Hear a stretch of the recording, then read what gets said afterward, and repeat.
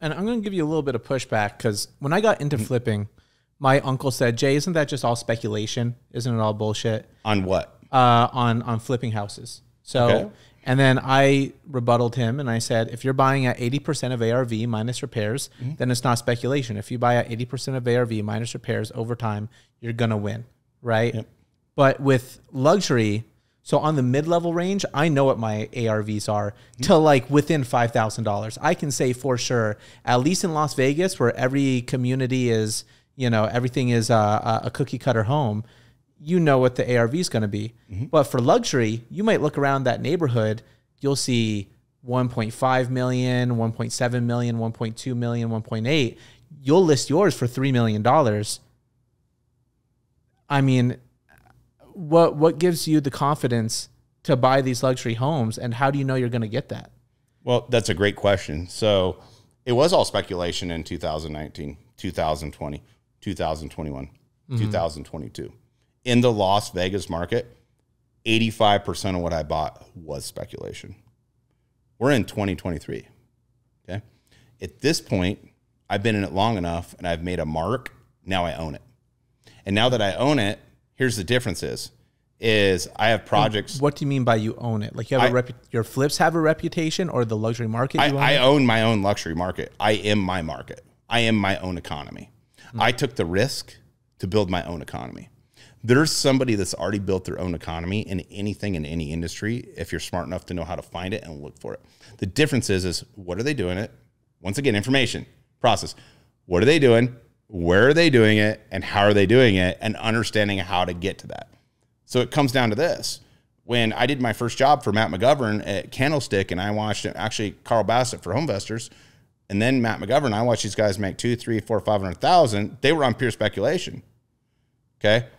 There was a lot of speculation. I lost $15 million in this downturn, like literally lost $15 million in speculation. Wow. Okay. So since I lost $15 million in speculation, that was speculation. Okay.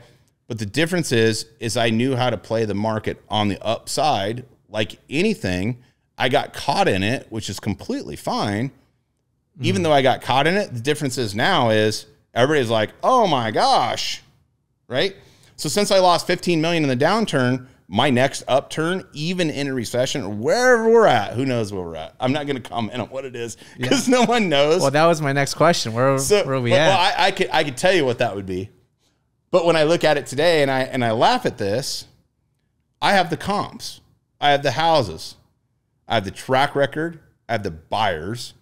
And I know what they're willing to pay. And I've done enough of it, and I've paid the price, especially with the $15 million downturn. It's game on for me now. So you should be watching where I'm buying, what I'm doing, and how it's going, because I've paid the price, and this is a golden nugget. Go follow me, compete with me, or come with me into these neighborhoods, and we own it. Yeah. So your pushback, your speculation comment was exactly right. It's spot on what was happening. There's nothing that was wrong with that, and you're completely spot on with that.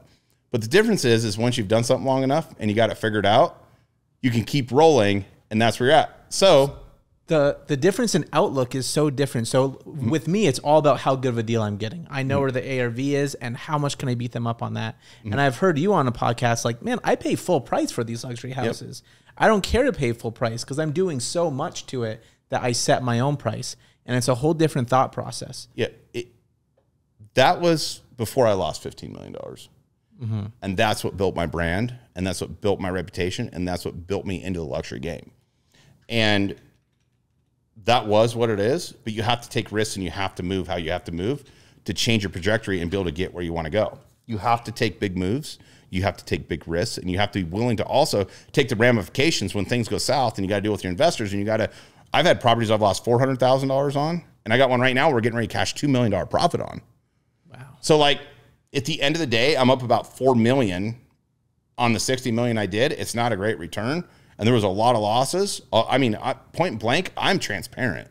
Anybody can say what they want. And, you know, the funny thing is you don't hear everybody saying, I was talking to somebody and they said this so-and-so and this so-and-so and this so and this so-and-so. All of a sudden, like now it's starting to come out. Everybody's scared to say anything. I've been saying it. I've been losing money and it's at X. But here's the thing is you got to look at something, right? If I just sold a house 6 months ago, nothing's changed. with my California Exodus buyer that came here and just paid $3.85 million for that.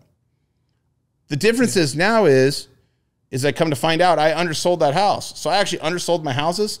And when I looked at it, if I'd have held on, I wouldn't have lost the $15 million. I thought the world was coming to an end. And once again, as an investor, we think the world's coming to an end in 2007. It's never going to happen again. And here I am. I undersold myself. I will never undersell myself again. I have a property right now that I can't sell for $1.8 million. I'm tearing it apart and I'm putting another $50,000. I'm raising it 2.1 and I'm going to get it and I'm going to turn it into a win. Right. Mm-hmm. So these comps and these people are there when they know they can get a deal. You can't get the money out of it. But if there's nothing on the market and you sold something prior, that buyer's still there with the cash, because 80% of what I sell is all cash in my market now. So since the cash is there, it's like, if you will build it, they will come. So if I've sold it, is a cash sale a comp? No, but it is. But if they're not financing them, or very little of them, right, and the money's there, like I was talking about circulation earlier, and the psychology of what it is, I have to project this. If I go do something today, if I go and buy another property, I love Spanish Trails. It's one of my communities. Me and Jason Abrams are tearing that neighborhood up. We got like 5 coming on. That's our neighborhood. I should be buying one there in like 2 more weeks. Good. Perfect. Come on in. I'll teach you all about it. Yeah. More the merrier. There's plenty of dinosaurs in there, and there's plenty of buyers. We need you. Mm-hmm. And at the end of the day, what you got to look at something is, if I go in there today, it's going to be 1 year from now before I sell that thing. So what's happening in the economy? What's in front of me? And what am I going to do about it? And I look at it, and it's just buy deep and buy good bones, is what I keep saying. And here's the thing is, it's speculation, speculation, speculation. But I know one thing, is that buyer still going to come? And is there anybody remodeling one? And I go in, and here's the trick is, has there been any big boys sold in my neighborhood that I've already sold one that I know they'll come again in? If the answer is yes, you drive them and you find out if they're being renovated and if it's being done by a flipper. If not, you're good in my mind. And that's how I look at every single buy. And that's how I put security to what I'm doing, because there's nothing going to change in the next year in my mind that's going to change that if I can sell it again for the same price or if not more. When you say 1 year, is that your timeline to turn around these luxury properties, or? Yep. So we permit all of our luxuries now. Mm-hmm. So it's 3 months to draw plans, get permits, get demo done. And then it's 6 months to do the renovation, and then 3 months to sell it. It's a 1 year project now. Anything that we do, I won't even touch. In fact, Jacob, my stepson, you know Jacob Anderson. He's my stepson. He's down writing offers, and him and Michael, they're doing all my acquisitions with we have a new brand that we're actually franchising for wholesale. I'll let them reveal that. We just got it trademarked, and they bring me deals. I don't buy my own deals in my own wholesale company, because I'm like, I need at least a $2.5 million deal. I won't buy anything underneath $2.5 million anymore. And I want to buy at 2.5, and I want to exit at 5+.